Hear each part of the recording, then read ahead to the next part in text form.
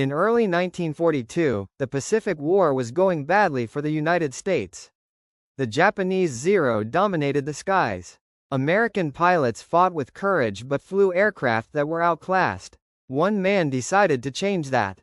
His name was Lieutenant Commander Edward Butch Hare, a fighter ace, a Medal of Honor recipient, and the first naval aviator to face the Zero and live to talk about it. What he said in one meeting with engineers at Grumman Aircraft would reshape the war in the Pacific.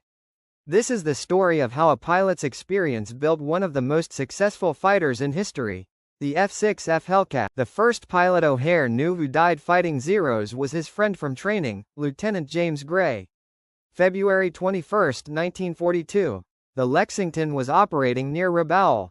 Gray led his division into combat against 4 Zeros. He attacked from altitude, dove hard, fired once, and pulled up.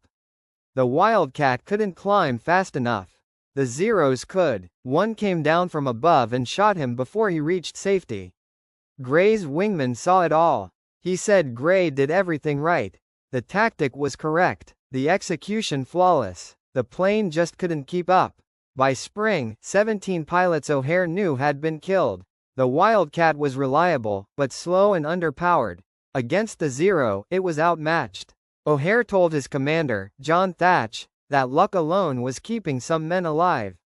Thatch agreed. He had developed the Thatch Weave to help pilots survive, but even that couldn't change the fact America needed a better fighter. One man decided to change that. His name was Lieutenant Commander Edward Butch Hare, a fighter ace, a Medal of Honor recipient, and the first naval aviator to face the Zero and live to talk about it. What he said in one meeting with engineers at Grumman Aircraft would reshape the war in the Pacific. This is the story of how a pilot's experience built one of the most successful fighters in history, the F6F Hellcat. February 20, 1942. The Japanese attacked Task Force 11, led by the carrier Lexington.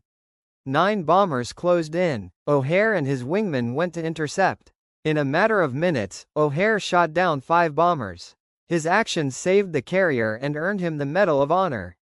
But even during that fight, he saw the problem firsthand. The Wildcat's guns jammed. The engine overheated. It lacked power when he needed it most. When he returned, O'Hare began writing detailed combat notes. Every advantage the Zero had, every weakness the Wildcat showed.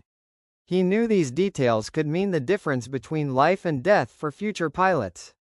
After his Medal of Honor ceremony, the Navy arranged for him to visit the Grumman aircraft plant in Long Island. The goal was simple: tell the engineers what was happening in the Pacific. April 1942, O'Hare arrived at Grumman's Bethpage plant, where hundreds of engineers worked on fighter designs. He met with Chief Engineer William Schwendler, a man known for practical, rugged aircraft design. Schwendler had already built the Wildcat and was now leading development on its successor. O'Hare laid his flight log on the table and spoke clearly. He described how the Zero could outearn the Wildcat, outclimb it, and stay in the air longer. He explained that even experienced pilots couldn't match its agility. Then Schwendler asked him one question: if you could build the next fighter, what would it need? O'Hare didn't hesitate. More power, more climb, a tougher frame that can take hits and still bring the pilot home. That sentence set Grumman's direction for the next generation of naval fighters. Within weeks, the Grumman team reworked the new fighter's design. It would no longer use the same engine as the Wildcat. Instead, they built it around the massive 2,000 horsepower Pratt & Whitney R2800 Double Wasp. The new aircraft was larger, heavier, and faster. The cockpit was raised for better visibility. The wings were reinforced. The landing gear made tougher for carrier use. They called it the F6F Hellcat. In June 1942, test pilot Bob Hall took the prototype, designated XF6F1, into the air for the first time. Early results were good, but not perfect. It still lacked the climb rate engineers wanted. Then came the upgrade, the new R280010 engine. With it, the Hellcat's performance changed completely. It could now match and exceed the Zero's speed, dive, and climb. In late 1942, the Navy approved full production. September 1943. The first Hellcats entered combat over Marcus Island. Pilots from VF-5 and VF-9 flew the new fighter in its debut mission. They met Japanese Zeros head-on, and for the first time, it was an even fight. In the next 3 months, Hellcats destroyed more than 200 enemy aircraft for the loss of just 20 of their own. The balance had shifted. By 1944, the Hellcat became the Navy's standard fighter. It flew from every major American carrier and dominated the Pacific. The Hellcat's real test came during the Battle of the Philippine Sea, the largest carrier battle in history. On June 19, 1944, hundreds of Japanese aircraft launched against the American fleet. The result became known as the Great Marianas Turkey Shoot.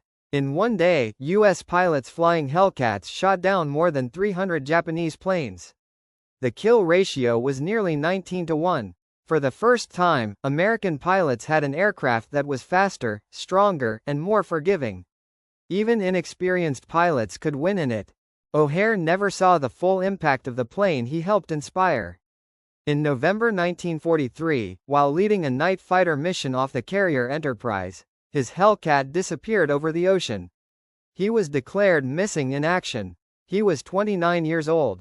By the end of World War II, Hellcat pilots had destroyed more than 5,000 enemy aircraft. No other fighter achieved a higher kill-to-loss ratio in the Pacific. The Hellcat was tough, simple to maintain, and powerful enough to carry the war back across the Pacific. It became the workhorse of the U.S. Navy's victory. Edward Butch O'Hare's name lives on. Chicago's main airport bears it. His story stands as proof that combat experience, when shared with engineers, can reshape an entire war. The F6F Hellcat wasn't just built to win. It was built to bring pilots home. The F6F Hellcat 19-1 kill ratio. Designed from combat. Built for victory.